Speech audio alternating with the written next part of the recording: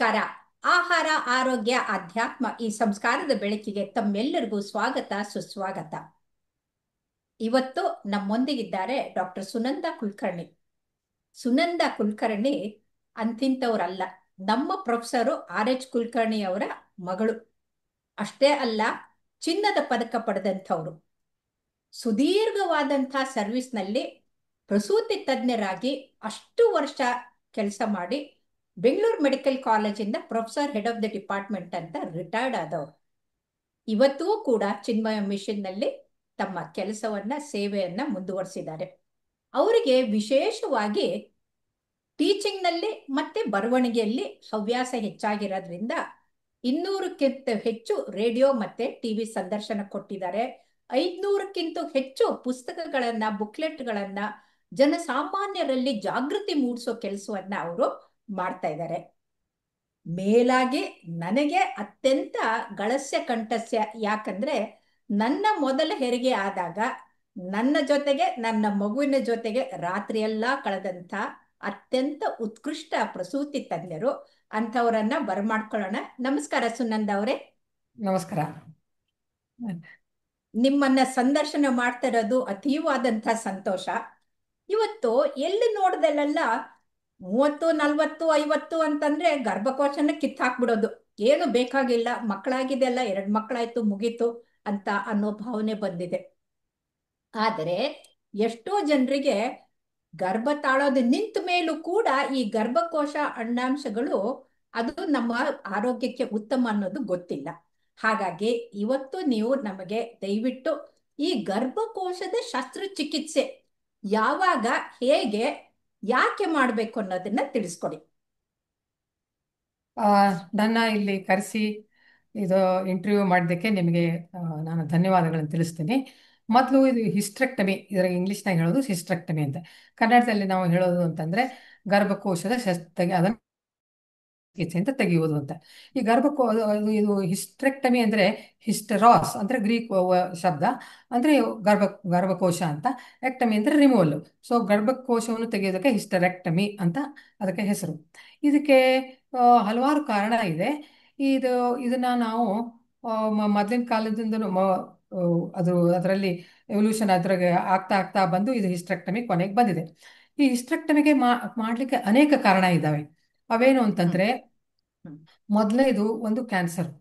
Cancer ಅಂತಂದ್ರೆ ಗರ್ಭಕೋಶದ cancer ಇರ್ಬೋದು, tube cancer ಇರ್ಬೋದು, ಅಥವಾ ಇದ್ರದ್ದು ಅಂಡಾಶಯದ ಕ್ಯಾನ್ಸರ್ ಇರ್ಬೋದು, ಅಥವಾ ಗರ್ಭಕಂಠ ಅಂದ್ರೆ ಸರ್ವಿಕ್ಸ್ ಅದ್ರ ಕ್ಯಾನ್ಸರ್ ಇರ್ಬೋದು.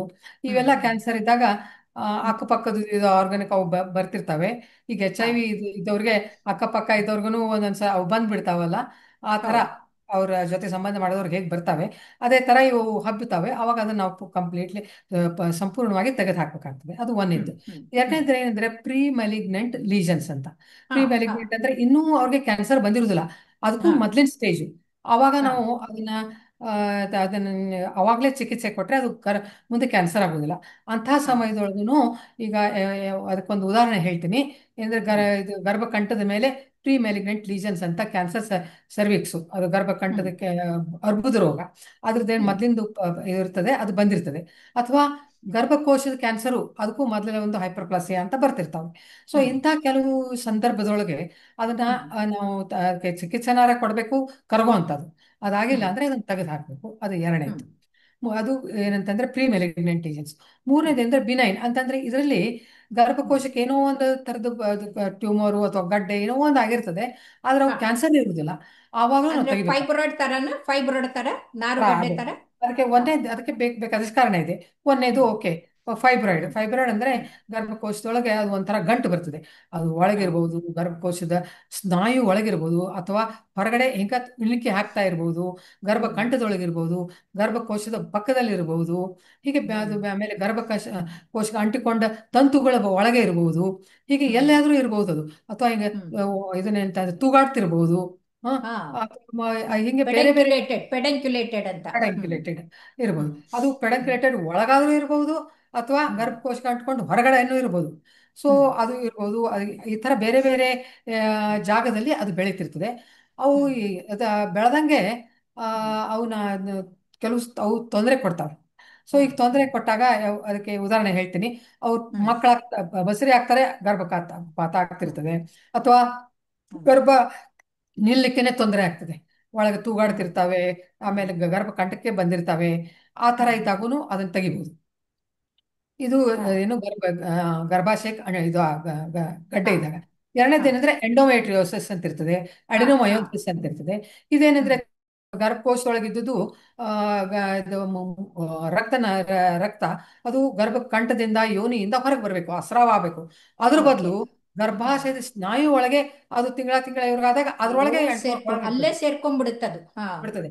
ಅಲ್ಲೇ ಅಂದ್ರೆ ಬಿಟ್ಕೊಂಡು ಅದು ಇವ್ರಿಗೆ ಗರ್ಭಾಶಯ ಹೊರಗಡೆಗೂ ರಕ್ತ ಜಾಸ್ತಿ ಬರ್ತಾ ಇರುತ್ತೆ, ಒಳಗಡೆಗೂ ಅದು ಶೇಖರಣೆ ಜಾಸ್ತಿ ಆಗುತ್ತೆ, ಇರ್ತದೆ, ಎರಡೂ ಆಗ್ಬೋದು. ಒಳಗಡೆ ಹಾ ಸ್ನಾಯು ಆಗ್ತದೆ. ಅದಕ್ಕೆ ಹಾ ಎಡಿನೋಮಯೋಸಿಸ್ ಹ್ಮ್ ಅಂತಾರೆ. ಅದು ಹಾ ಒಂದೊಂದ್ಸಲ ಗರ್ಭಕಂಠಕ್ಕೆ ಡಿಂಬನಾಳ ಅಂತ ಎರಡು ಟ್ಯೂಬ್ ಅವು ಹಿಂಗ ಹಾ ಅಂಟ್ಕೊಂಡಿರ್ತವೆ. ಹಾ ಅದ್ರ ಥ್ರೂ ಹಾ ಹೊರಗೆ ಬರ್ಬೋದು, ಅಥವಾ ಬೇರೆ ಕಡೆ ಫೆಲೋಪಿಯನ್ ಒಂದು ಟ್ಯೂಬ್. ಹಬ್ಬಿರ್ಬೋದು. ಅವಾಗ ಅವ್ರಿಗೆ ಹ್ಮ್ ಕೆಳ ಹೊಟ್ಟೆ ನೋವು ಹ್ಮ್ ನೋವು ಅಂತಾರೆ, ಅದು ಏನಂತ ಹೇಳಲಿಕ್ಕೆ ಆಗುದಿಲ್ಲ. ಆಮೇಲೆ ಹಾ ನಾವು ಒಂದೊಂದ್ಸಲ ಇದೇನೋ ಅದ್ರ ನಂಜಾಗಿದೇನೋ ಅಂತ ತಿಳ್ಕೊಂಡಿರ್ಬೋದು. ಅದು ಹೌದು. ಹಾ ಅವಾಗ ಡಯಾಗ್ನೋಸಿಸ್ ಮಾಡಿದ ಮೇಲೆ ಅದೇನು ಅಂತ ನಾವು ನಿಗದಿತವಾಗಿ ಹೇಳ್ತೀವಿ. ಆದ್ರೆ ನಂಜಾಗಿದ್ರೆ ಅವ್ರಿಗೆ ಜ್ವರ ಮತ್ತೆ ಬೇರೆದೆಲ್ಲ ಸಿಂಪ್ಟಮ್ಸ್ ಇರುತ್ತಲ್ವಾ? ಇದಕ್ಕಾದ್ರೆ ಬರೀ ನೋವು ರಕ್ತಸ್ರಾವ ಎರಡೇ ಇರುತ್ತೆ. ಹಾ ಹಾ ಅದಕ್ಕೆ ಹಾ ಇದನ್ನು ಅದನ್ನು ಅಂತ ಒಂದೊಂದ್ಸಲ ನಮಗೆ ಇದು ಸಂಶಯ ಬಂದಿರ್ತದೆ.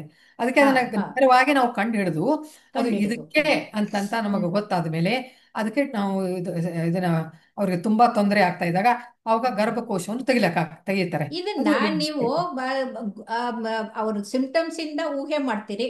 ಕನ್ಫರ್ಮ್ ಮಾಡಕ್ಕೆ ಅಲ್ಟ್ರಾಸೌಂಡ್ ತರ ಯಾವ್ಯಾವ್ದು ಪರೀಕ್ಷೆಗಳನ್ನ ಮಾಡ್ತೀರಿ ನೀವು? ಇದೆ. ಇದರೊಳಗೆ ಪ್ರಶ್ನೆ ಬರೋದು ಏನಂದ್ರೆ ಎಂಡೋಮೆಟ್ರಿಯೋಸಿಸ್ನೊಳಗೆ ಕೆಲವು ಹಾ ಸಲ ಅದು ನೆಗೆಟಿವ್ ಇರ್ಬೋದು, ಅಲ್ಟ್ರಾಸೌಂಡ್ ಹಾ ಮಾಡಿದ್ರೂ ಕಾಣಿಸ್ಲಿಕ್ಕಿಲ್ಲ. ಅದಕ್ಕೆ ನಾವು ಕಾಣೋದಿಲ್ಲ. ಹಾ ಅದಕ್ಕೆ ಅಂತ ಸಂಶಯಿತ ಸಂದರ್ಭದೊಳಗೆ ನಾವು ಅದು ಇದಲ್ಲ, ಇದಿರ್ಲಿಕ್ಕಿಲ್ಲ, ಇದಿರ್ಬೋದು, ಅದು ಡಿ ಹಿಂಗ ಎನ್ ಸಿ ತಿಳ್ಕೊಂಡು ನಾವು ಮಾಡಿದ್ರೆ ಮಾಡ್ಬೇಕಾಗ್ತದೆ. ಗೊತ್ತಾಗತ್ತಾ? ಡಿ ಎನ್ ಸಿ ಅದು ಮಾಡಿದ್ರೆ ಡಿ ಎನ್ ಗೊತ್ತಾಗತ್ತಾ? ಸಿ ಮಾಡಿದ್ರು ಕೆಲವು ಸಲ ಗೊತ್ತಾಗ್ಲಿಕ್ಕಿಲ್ಲ. ಓ ಏನಂತಂದ್ರೆ ಓ ಅದು ಇದು ಗರ್ಭಾಶಯ ದೊಡ್ಡದಾದ್ರೆ ಮಾತ್ರ ನಮ್ಗೆ ಗೊತ್ತಾಗ್ಬೋದು. ಓಕೆ. ಹಾ ಅಥವಾ ಒಂದೊಂದ್ಸಲ ಆ ಸ್ರಾವ ರಕ್ತ ಇದ್ರೊಳಗೆ ಹ್ಮ್ ಅಂಡಾಶಯದೊಳಗದ ಹ್ಮ್ ಹ್ಮ್ ಅವಾಗ ರಕ್ತ ತುಂಬಿಕೊಂಡಿರ್ತದೆ, ಅವಾಗ ದೊಡ್ಡದಾಗಿರ್ತದೆ, ಅವಾಗ ಹಾ ಗೊತ್ತಾಗ್ಬೋದು.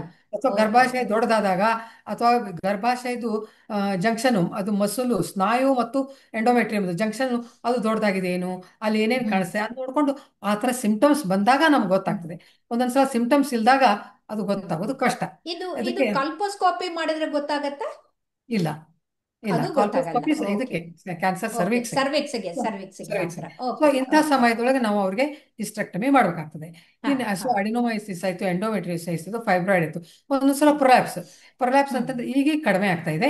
ಒಂದು ಹೌದು ಕಾಲಕ್ಕೆ ಹೌದು. ಅಂದ್ರೆ ನಾವೆಲ್ಲ ಸಣ್ಣವರಿದ್ದಾಗ ಮಕ್ಕಳನ್ನ 10, 12 ಎಷ್ಟು ಬೇಕಾದ್ರೂ 5 ಅಂತೂ ಮಿನಿಮಮ್ ಇರ್ತಿತ್ತು ಎಲ್ಲರ ಮನೇಲಿ. ಹೌದು ಹಡ್ದಾಗ ಹೌದು. ಏನಾಗ್ತಿತ್ತು ಅಂತಂದ್ರೆ ಮನೆಯೊಳಗೆ ಹೆರಿಗೆ ಆಗ್ತಿತ್ತು. ಅವಾಗ ಗರ್ಭಕೋಶ ಪ್ರತಿ ಸಲ ಹ್ಮ್ ಅದಕ್ಕೆ ಅಲ್ಲಿ ಹರಿದು ಏನೇನೋ ಆದ್ರೂ ಗೊತ್ತಾಗ್ತಿರ್ಲಿಲ್ಲ, ಮನೆಯೊಳಗೆ ಹ್ಮ್ ಹೆರಿಗೆ ಆಗಿರ್ತಿತ್ತು. ಅವಾಗ ಹ್ಮ್ ಅದು ಹೊರಗೆ ಬರ್ತಾ ಇತ್ತು. ಸೊ ಅದು ಯಾವಾಗ ಹೊರಗೆ ಬರ್ತಿತ್ತು ಅಂದ್ರೆ ಇವ್ರದ್ದು ಮುಟ್ಟು ನಿಂತ ಮೇಲೆ, ಹ್ಮ್ ಋತುಸ್ರಾವ ನಿಂತ ಮೇಲೆ ಹಾರ್ಮೋನ್ಸ್ ಹ್ಮ್ ಎಲ್ಲ ಕಡಿಮೆ ಆಗ್ಬಿಡ್ತಿತ್ತು. ಹ್ಮ್ ಆವಾಗ ಏನಾಗ್ತಂದ್ರೆ ಅದು ಹೊರಗೆ ಬರ್ತಿತ್ತು. ಹ್ಮ್ ಅವಾಗ ಹ್ಮ್ ಅದು ಅಂದ್ರೆ ಈ ಸ್ತ್ರೀ ರಸದೂತಗಳು ಇರ್ತಾವಲ್ಲ, ಅದರಿಂದ ಹ್ಮ್ ಹ್ಮ್ ಸ್ವಲ್ಪ ಅವು ಹಿಡ್ಕೊಂಡಿರ್ತಾವೆ ಅವೆಲ್ಲ ಹ್ಮ್ ತಂತುಗಳಿಗೆ ಶಕ್ತಿ ಇರ್ತದೆ. ಅದು ಎಲ್ಲ ಹ್ಮ್ ಮುಟ್ಟು ನಿಂತ ಮೇಲೆ ಅದು ಶಕ್ತಿ ಹ್ಮ್ ಎಲ್ಲ ಹೋದ್ಮೇಲೆ ಅವು ಹೊರಗೆ ಬಂದ್ಬಿಡ್ತದೆ. ಸೊ ಹ್ಮ್ ಇಂಥದ್ದು ಕೇಸು ನಮ್ಮ ಕಾಲಕ್ಕೆ ಬಹಳ ಇರ್ತಿದ್ವು. ಅವಾಗ ನಿಮ್ಮ ಅದು ಕಾಲಕ್ಕಲ್ಲ, ನಾವು ಸ್ಟೂಡೆಂಟ್ ಆಗಿದ್ದಾಗ ನಿಮ್ ತಂದೆಯವರನ್ನೇ ನಮಗ್ ತೋರಿಸಿದ್ದು.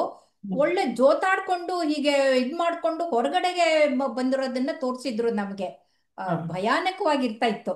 ಬಹುಶಃ ಈಗ ಅದು ಕಡಿಮೆ ಆಗಿದೆ ಅನ್ಸುತ್ತೆ ಈಗ ಅಲ್ವಾ? ಕಡಿಮೆ ಆಗಿದೆ, ಯಾಕಂದ್ರೆ ಎಲ್ಲರೂ ಆ ಈಗ ಡಂಕ್ ಅಂತಾನೆ, ಇದು ಡಿಂಕ್ ಡಬಲ್ ಇನ್ಕಮು, ನೋ ಚಿಲ್ಡ್ರನ್ ಅಥವಾ ನೋ ಕಿಡ್ಸ್, ಅಥವಾ ಈಗ ಡಬಲ್ ಇನ್ಕಮು ಆಮೇಲೆ ಓನ್ಲಿ ಒಂದ್ ಮಗು, ಆರ್ತಿಗೆ ಒಂದೇ ಮಗು, ಕೀರ್ತಿಗೆ ಕೀರ್ತಿಗೆ ಮಗ ಬೇಡವೇ ಬೇಡ ಬೇಕಾಗಿಲ್ಲ, ಅಂತ ಅಥವಾ ಬೇಡವೇ ಬೇಡ. ಕೀರ್ತಿಗೆ ಒಂದು, ಈ ತರ ಇರೋದ್ರಿಂದ ಆ ಹ್ಮ್ ಥರದ ಹೆರಿಗೆ ಕಮ್ಮಿ ಆಗಿದಾವೆ. ಹೀಗಾಗಿ ಹ್ಮ್ ಅದಕ್ಕೂ ಹ್ಮ್ ಮಾಡ್ತಾರೆ. ಆಮೇಲೆ ಇನ್ನೊಂದು PID ಅಂತಂದ್ರೆ ಹ್ಮ್ ಪೆಲ್ವಿಕ್ ಇನ್ಫ್ಲಮೇಟರಿ ಡಿಸೀಸ್ ಅಂತ. ಅವಾಗ ಏನಂದ್ರೆ ಹ್ಮ್ ನಂಜು ಎಷ್ಟೋ ಹ್ಮ್ ಸಲ ಬೆಳೆ ಮುಟ್ಟು ಹೋಗ್ತದೆ, ವಾಸನೆ ಇರ್ತದೆ, ಏನೋ ಹಂಗೆ ಹ್ಮ್ ಆಗ್ತದೆ ಬಿಡು ಅಂತ ಬಿಟ್ಬಿಟ್ಟಿರ್ತಾರೆ. ಹ್ಮ್ ಆಮೇಲೆ ಅದು ಹ್ಮ್ ಒಳಗಡೆ ನಂಚು ಅಂಟ್ಕೊಂಡು ಅದ ಅಲ್ಲೇ ಇಲ್ಲೇ ಅದಕ್ಕೆ ಇದಕ್ಕೆ ಅಂಟ್ಕೊಂಡು ತುಂಬಾ ನೋವು ಬರ್ತದೆ. ಆವಾಗ ಹಾ ಬರ್ತಾರೆ ಅಂತದ್ದು. ಹ್ಮ್ ಆವಾಗ ಅದು ಮೊದಲೇ ಬಂದ್ಬಿಟ್ಟಿದ್ರೆ ಅವ್ರಿಗೆ ಆಂಟಿಬಯೋಟಿಕ್ ಏನಾದರೂ ಹಾಕಿ ಅದನ್ನು ಕಡಿಮೆ ಮಾಡಬಹುದು. ಓಕೆ ಅಂಟ್ಕೊಂಡು ಹಾಗೆಲ್ಲ ಬಹಳ ಕೆಟ್ಟ ಹೋದ ಪರಿಸ್ಥಿತಿ ಒಳಗೆ ಮಾತ್ರ ಅದನ್ನ ಮಾಡ್ಲಿಕ್ಕೆ ಆಗ್ತದೆ. ಸೊ ಓಕೆ ಒಂದು ಓಕೆ. PID ಈಗ ಒಂದು ಈಗ ಈ ತರ ಬಂದಾಗ ನೀವು ಆ ಡಯಾಗ್ನೋಸಿಸ್ ಪ್ರಕಾರ ಟೇಲರ್ ಮೇಡ್ ಮಾಡಿ ಆ ಹೆಣ್ಮಗಳಿಗೆ ಏನ್ ಬೇಕೋ ಆ ತರ ಮಾಡ್ತೀರಾ, ಅಥವಾ ಪೂರ್ತಿ ಗರ್ಭಕೋಶನ್ನೇ ಕಿತ್ತು ಹಾಕ್ಬಿಡ್ತೀರಾ? ಯಾವ ತರ ಮಾಡ್ತೀರಿ? ಅದನ್ನ ಹೇಳ್ತೀನಿ ನಾನು.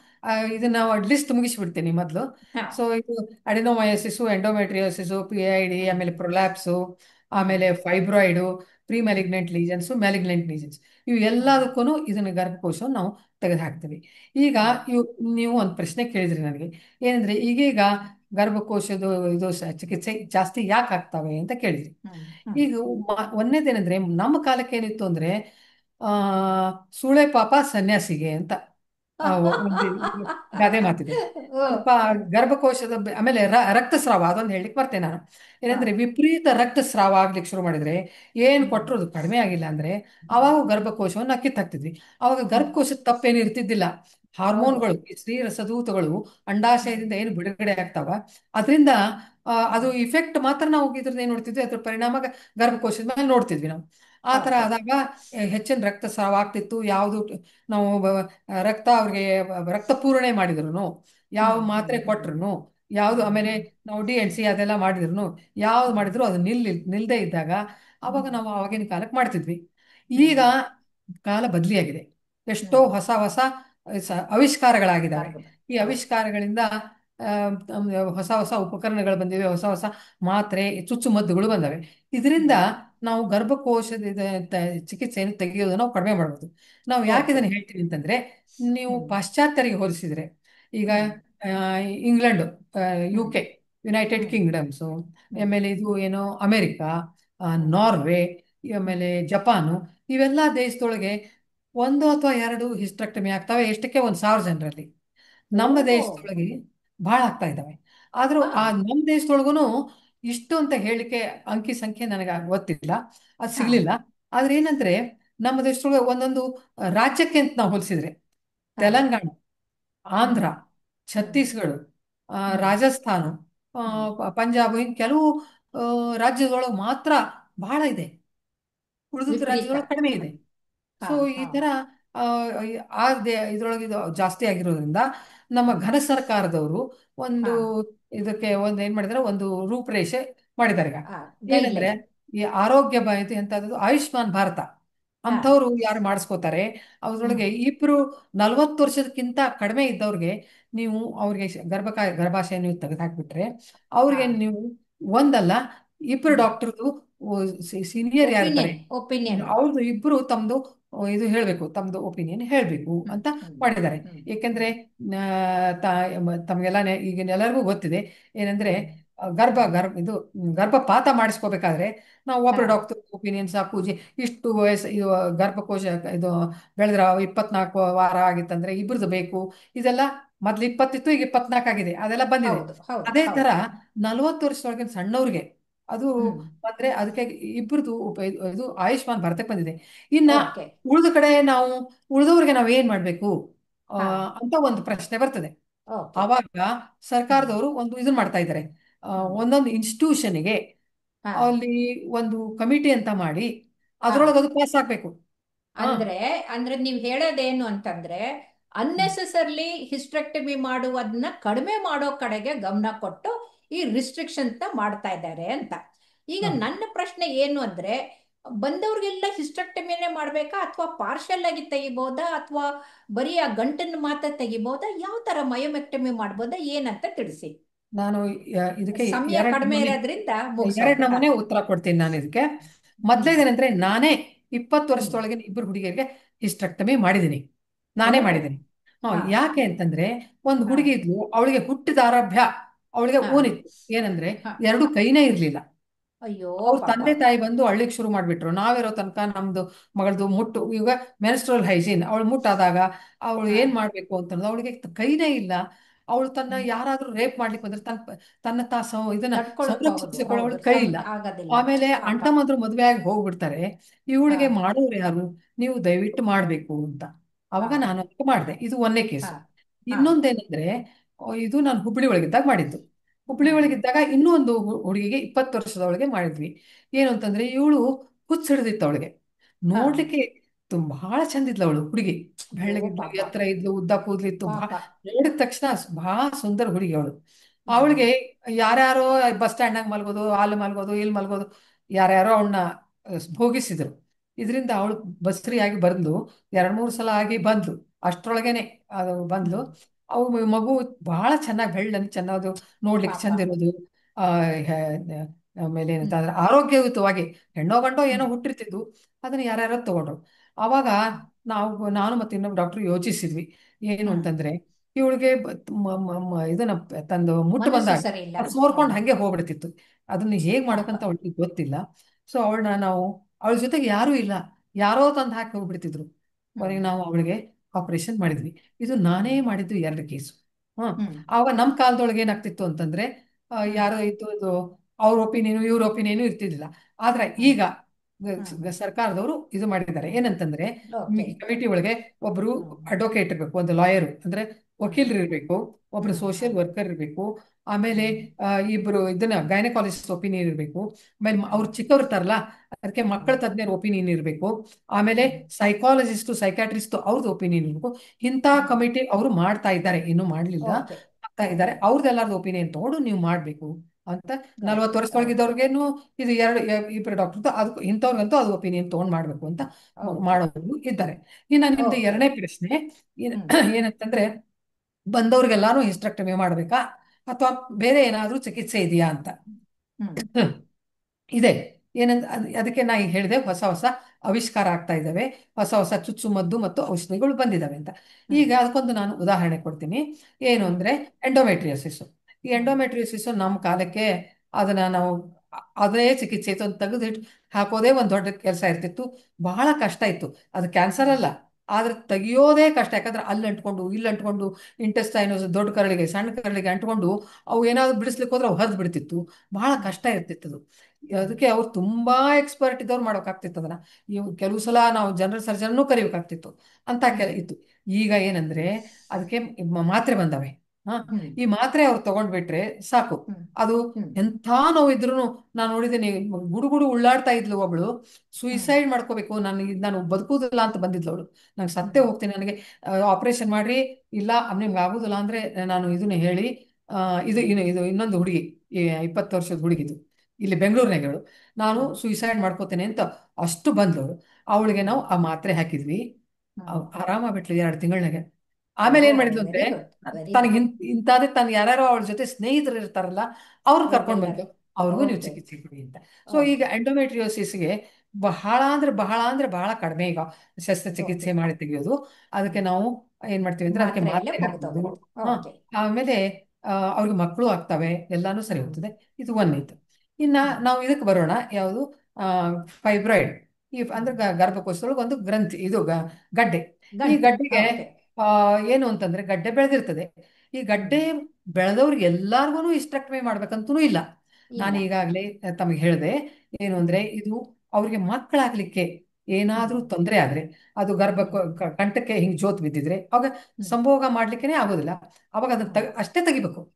ಹಾ. ಇದನ್ನ ಆಮೇಲೆ ಅದು ಒಳಗಡೆ ಅದಷ್ಟೇ ಜೋತಾಡ್ತಾ ಮಾತ್ರ ಇದ್ರೆ, ತೆಗಿಬೇಕು. ಈಗ ಓಕೆ. ಹಿಸ್ಟ್ರೋಸ್ಕೋಪು ಎಲ್ಲ ಬಂದಿದಾವೆ. ಹ್ಮ್. ಹಿಸ್ಟ್ರೋಸ್ಕೋಪ್ ಅಂದ್ರೆ ನೋಡೋದು, ಸ್ಕೋಪ್ ನೋಡೋದು, ಅದನ್ನ ಗರ್ಭಕೋಶದೊಳಗೆ ಅದನ್ನ ಹಾಕಿ ತೂರಿಸಿ ಅದನ್ನ ನೋಡೋದು. ಅದಿರ್ತದೆ ಅದನ್ನ ಕಟ್ ಮಾಡಿ ತೆಗೆದು ಬಿಡ್ಬೋದು, ಅಥವಾ ಅದು ಓಕೆ. ಈಗ ಅಂಟ್ಕೊಂಡಿದ್ರು ಅದನ್ನ ಸಮಯ ಕಡಿಮೆ ಇರೋದ್ರಿಂದ ಹಿಸ್ಟೋಸ್ಕೋಪ್ ಅನ್ನ ಆಮೇಲೆ ಇನ್ನೊಂದ್ಸಲ ನೀವು ಬಂದು ನಮ್ಗೆ ತಿಳಿಸ್ಕೊಡಿ. ಈಗ ಅಷ್ಟಕ್ಕೆ ಕೊನೆಗೆ ಏನ್ ನಿಲ್ಲಿಸ್ತೀನಿ. ಮಾಡೋದು ಹೇಳಿ? ಹಾ. ಹಾ, ಓಕೆ. ಆಮೇಲೆ ಲ್ಯಾಪ್ರೋಸ್ಕೋಪ್ ಮೇಲ್ಗಡೆ ಹೇಳ್ತೀನಿ. ಹ್ಮ್. ಲ್ಯಾಪ್ರೋಸ್ಕೋಪ್ ನಿಂದನೂ ನಾವು ಮಯೋಮೆಕ್ಟಮಿ ಅಂತ ಅದನ್ನ ಹ್ಮ್. ಎಷ್ಟು ಇದು ಇದೆ ಅಷ್ಟೇ ನಾವು ತೆಗೆದು ಬಿಡಬಹುದು. ಇದು ಓಕೆ. ಈ ತರ ಚಿಕಿತ್ಸೆ ಇದೆ. ಹೀಗಾಗಿ ಹ್ಮ್. ಹಿಸ್ಟೆಕ್ಟಮಿ ಮಾಡೋದು. ಆಮೇಲೆ ಇನ್ನೂ ಅವ್ರಿಗೆ ಫೈಬ್ರಾಯ್ಡ್ ಇತ್ತು, ಮುಟ್ಟು ಹ್ಮ್. ನಿಲ್ಲಿಕ್ ಬಂದಿತ್ತು, ಅವಾಗ ತೆಗಿಬೇಕಾಗಿಲ್ಲ. ಯಾಕಂದ್ರೆ ಹಾ. ಗರ್ಭಕೋಶ ಮುಟ್ಟು ನಿಂತು ಬಿಟ್ರೆ ಹಾರ್ಮೋನ್ಸ್, ಸ್ತ್ರೀ ರಸಗಳು ಕಮ್ಮಿ ಆದ್ಮೇಲೆ ಅದು ಹೌದು. ತಾನಾಗೇನೆ ಕುಗ್ಗಿ ಬಿಡುತ್ತದೆ. ಅವಾಗ ಹಾ. ತೆಗಿಯೋ ಕಾರಣ ಇಲ್ಲ. ಅದಕ್ಕೆ ಓಕೆ. ಆಮೇಲೆ ಅಥವಾ ಅವ್ರಿಗೆ ಇನ್ನೂ ಒಂದು ಗರ್ಭಕೋಶದ ಒಳಗಡೆ ಸಣ್ಣ ಏನಾದ್ರು ಸಣ್ಣ ಸಣ್ಣ ಇದು ಇತ್ತಂದ್ರೆ, ಹ್ಮ್. ಹ್ಮ್. ಅದರ ಸ್ನಾಯು ಒಳಗಿತ್ತಂದ್ರೆ, ಈಗ ಇನ್ನೊಂದು ಹ್ಮ್. ಬಂದಿದೆ ಮಿರೆನಾ ಅಂತ. ಅದು ಹ್ಮ್. ಸ್ತ್ರೀ ರಸೂತವನ್ನು ಒಳಗೊಂಡಿರುವ ಒಂದು ವಂಕಿ. ಇದು ನಾವು ಓಕೆ. ಹಾಕ್ಬಿಟ್ರೆ ಅದಕ್ಕೂ ಹಾ. ಈ ಅಡಿನೋಮಯೋಸಿಸ್ ಕಡಿಮೆ ಆಗ್ತದೆ, ಮತ್ತೆ ಹಾ. ಫೈಬ್ರಾಯ್ಡ್ ಇದ್ರೆ ಅದನ್ನು ಕಮ್ಮಿ ಆಗ್ತದೆ. ಓ. ಸೊ ಈ ಓ. ತರ ಚಿಕಿತ್ಸೆಗಳು ಬಂದಿದ್ದಾವೆ. ಇನ್ನು ಓಕೆ. ಉಳಿದದ್ದು ಇನ್ನೊಂದೇನಂತಂದ್ರೆ ಈ DUB ಅಂದ್ರೆ ರಕ್ತಸ್ರಾವ ಆಗೋದು. ನಾವು ಮದ್ದಿನ ಹ್ಮ್. ಕಾಲಕ್ಕೆ ಇದನ್ನ ಮಾಡ್ತಿದ್ವಿ ಏನಂತಂದ್ರೆ, ಮಾತ್ರೆ ಕೊಟ್ಟು ನೋಡೋದು, DNC ಮಾಡಿ ನೋಡೋದು, ಏನಾವ್ ಕಡಿಮೆ ಆಗಿಲ್ಲ ಅಂದ್ರೆ ತೆಗೆದು ಬಿಡ್ತಿದ್ವಿ. ಈಗ ಹ್ಮ್. ಹಾಗಲ್ಲ. ಈಗ ಹ್ಮ್. ಅದಕ್ಕೂ ಮಾತ್ರೆ ಬಂದಿದ್ದಾವೆ. ಅದಕ್ಕೂ ಹ್ಮ್. ಈ ಮಿರೆನಾನು ಹಾಕ್ಬೋದು. ಇದನ್ನ LNG IUS ಅಂತ ಅವು ಬಂದಿದ್ದಾವೆ. ಹ್ಮ್ ಹ್ಮ್ ಆ, ಯಾಕಂದ್ರೆ ಟ್ರೇಡ್ ನೇಮು ಮತ್ತೆ ನನ್ನ ಹ್ಮ್ ಬಾಯಿಂದ ಬಂತು, ಕ್ಷಮಿಸ್ರಿ. ಇಲ್ಲ ಅದಕ್ಕೆ ಪರವಾಗಿಲ್ಲ. LNG IUS ಅಂತ, ಅದು ಸ್ತ್ರೀರಸದ ಊತವನ್ನು ಒಳಗೊಂಡಿರುವ ಒಂದು ವಂಕಿ. ಅದನ್ನು ನಾವು ಹಾಕಿಬಿಟ್ರೆ ಹ್ಮ್ ಅದು ಅದು ಕಮ್ಮಿ ಆಗ್ತದೆ. ಹಾ ಹೀಗಾಗಿ ನಾವು ಆ, ಆಮೇಲೆ ಇನ್ನೊಂದು ಪ್ರೊಲ್ಯಾಪ್ಸು ಅಂದ್ರೆ ಈ ಹ್ಮ್ ಗರ್ಭಕೋಶ ಜಾರುವಿಕೆ. ಈ ಹ್ಮ್ ಜಾರುವಿಕೆ ಎಷ್ಟೊಂದು ಜನಕ್ಕೆ ಜಾರ್ತದೆ. ಅದನ್ನ ಹ್ಮ್ ಪ್ರತಿಯೊಂದು ನಾವು ಹಿಸ್ಟೆಕ್ಟಮಿ ಮಾಡಿ ತೆಗಿಬೇಕಾಗಿಲ್ಲ. ಅವರು ಹ್ಮ್ ಇದು 30, 35, 40 ಇಷ್ಟ ಸಣ್ಣವ್ರು ವಯಸ್ಸಿದ್ದಾಗ ಅವಾಗ ನಾವೇನ್ ಹ್ಮ್ ಮಾಡ್ಬೇಕು ಅಂತಂದ್ರೆ ಅದಕ್ಕೆ ಆಪರೇಷನ್ ಇದೆ. ಫಾದರ್ ಗಿಲ್ಸ್ ಆಪರೇಷನ್ ಅಂತಿದೆ, ಎಕ್ಸ್ಟರ್ನಲ್ ಮ್ಯಾಂಚೆಸ್ಟರ್ಸ್ ಆಪರೇಷನ್ ಅಂತಿದೆ. ಹ್ಮ್ ಅದನ್ನ ನಾವು ಅವ್ರಿಗೆ ಮಾಡಿ ಹ್ಮ್ ಅದನ್ನ ಎಷ್ಟು ಜಾಸ್ತಿ ಉಳಿದತ್ತೆ ಅಷ್ಟೇ ಕತ್ತರಿಸಿ ತೆಗೆದು ಅದನ್ನ ಅಲ್ಲೇ ಹ್ಮ್ ಉಳಿಸ್ಬೋದು. ಪೂರ್ತಿ ಹ್ಮ್ ಹೊರಗೆ ಬಂದಾಗ ಮಾತ್ರ ನಾವು ಅದನ್ನ ತೆಗಿಬೇಕಾಗ್ತದೆ. ಅದು ಓಕೆ. ಇನ್ನೊಂದೇನಂತಂದ್ರೆ, ಈ ಮದುವೆ ಆಗದೆ ಒಂದು ಮಗುವಿಗೆ ಒಂದೊಂದ್ಸಲ ಪ್ರೊಲ್ಯಾಪ್ಸ್ ಬಂದ್ಬಿಡ್ತದೆ ಓ ಕೆಲವೊಬ್ಬರಿಗೆ. ಹೋ ಹೋ. ಅದಂತಂದ್ರೆ ಆ, ಇದು ನಲಿ ಪ್ಯಾರಸ್ ಪ್ರೊಲ್ಯಾಪ್ಸು ಅಂತ ಏನೋ ಅಂತಾರೆ ಅದಕ್ಕೆ. ಹ್ಮ್ ಅವಾಗ ಅವಾಗನೂ ಮಾಡ್ತಿದ್ವಿ, ಈಗೂ ಅದನ್ನ ಮಾಡ್ಬೋದು. ಒಂದ್ ಮಗು ಆದ ತಕ್ಷಣ ನಾವು ತೆಗಿಬೇಕು ಅಂತಿಲ್ಲ. ಈಗ ಮಕ್ಕಳಾಗದೇ ಇದ್ದಾಗ ಅದು ನಲಿ ಪ್ಯಾರಸ್ ಅಂದ್ರೆ ಮಕ್ಕಳಿದ್ದಾಗ ಬರೋದು ಅದು. ಹ್ಮ್ ಗರ್ಭಕೋಶ ಜಾರುವಿಕೆ. ಅದನ್ನ ಹ್ಮ್ ನಾವು ಮೇಲ್ಗಡೆನೆ ಆಪರೇಷನ್ ಮಾಡಿ ಅದನ್ನ ಫಿಕ್ಸ್ ಮಾಡ್ಬೋದು. ಇದ್ರೊಳಗೆ ಒಂದು ಓಕೆ. ಸಂತೋಷದ ಅಲ್ಲಿ ಸಮಾಚಾರ ಮೇಲ್ಗಡೆ ಏನಂತಂದ್ರೆ, ಎಳೆದು ಅಲ್ಲಿ ಫಿಕ್ಸ್ ಮಾಡಿ ಕೆಳಗಡೆ ಜೋರ್ದಾಗೆ ಹಾ ನೋಡ್ಕೊಳ್ಳೋದು. ಬರ್ದಂಗೆ ಓಕೆ. ನೋಡ್ಕೊಳ್ಳೋದು. ಅವ್ರ ಹ್ಮ್ ಮಕ್ಕಳು ಆಗ್ತವೆ, ಎಲ್ಲಾನು ಆಗ್ತವೆ. ಇದ್ರೊಳಗೆ ಒಂದು ಓಕೆ. ಸಂತೋಷದ ಸಮಾಚಾರ ಏನು ಅಂದ್ರೆ, ಹಾ ಇದ್ರೊಳಗೆ 6 ಥರದ ಆಪರೇಷನ್ಸ್ ಇದೆ, ಹ್ಮ್ ಶಸ್ತ್ರಚಿಕಿತ್ಸೆ ಇದೆ. ಈ 6 ಜನ ನಮ್ಮ ದೇಶದ ಡಾಕ್ಟರ್ಸೇ ಓ ಕಂಡುಹಿಡಿದಿದ್ದು. ಓ ಶಿರೋಡ್ಕರು, ಓ ಓ ಪುರಂದರೆ, ಹಾ ಆಮೇಲೆ ಇವ್ರು ಖನ್ನಾ, ಆಮೇಲೆ ಹಾ ಜೋಶಿ, ಹಾ ಸೋನೋವಾಲ, ಹಾ ಆಮೇಲೆ ವಿರ್ಕುಡ್, ಇವರೆಲ್ಲ ಹ್ಮ್ ನಮ್ಮ ದೇಶದವ್ರೆ. ಯಾಕಪ್ಪ ಹ್ಮ್ ನಮ್ಮ ದೇಶದೊಳಗೇನೆ ಇಷ್ಟು ಜನ ಆಪರೇಷನ್ ಇದನ್ನ ಕಂಡುಹಿಡಿದವರು ಬೇರೆ ದೇಶದವ್ರು ಯಾಕೆ ಮಾಡಿಲ್ಲ ಅಂತ ಯಾರಿಗಾದ್ರೂ ಒಂಥರ ಹುಬ್ಬೇರಿಸುವ ಪ್ರಶ್ನೆ ಇದು. ಯಾಕೆ ಹೌದು. ಅಂತಂದ್ರೆ ನಮ್ಮ ದೇಶದೊಳಗೆ ಜನರಿಗೆ ಪ್ರೊಲ್ಯಾಪ್ಸ್ ಜಾಸ್ತಿ. ಈಗ ಹ್ಮ್ ನಾನು ನನ್ನ ಸ್ನೇಹಿತರು ಕೆಲವರು ಹ್ಮ್ ಇರಾಣಕ್ಕೆ ಹೋಗಿ ಬಂದವರು ಇದ್ದಾರೆ, ಅಲ್ಲಿ ಕೆಲಸ ಮಾಡಿ ಬಂದವರು ಇದ್ದಾರೆ. ಅವ್ರು ಹೇಳಿದ್ರು ಅಲ್ಲಿ ಅವರು 13, 14 ಹಿಡಿದ್ರು ಹ್ಮ್ ಅವ್ರಿಗೆ ಹೆಣ್ಮಕ್ಳಿಗೆ ಗರ್ಭ ಜಾರುದಿಲ್ಲ, ಅದು ಇದ್ದಲ್ಲೇ ಹ್ಮ್ ಇರ್ತದಂತೆ. ಯಾಕೆ? ಹ. ಅದು ಅವ್ರದ್ದು ಆ, ಇದು ಜನಾಂಗನೇ ಬೇರೆ, ನಮ್ಮ ಜನಾಂಗನೇ ಬೇರೆ.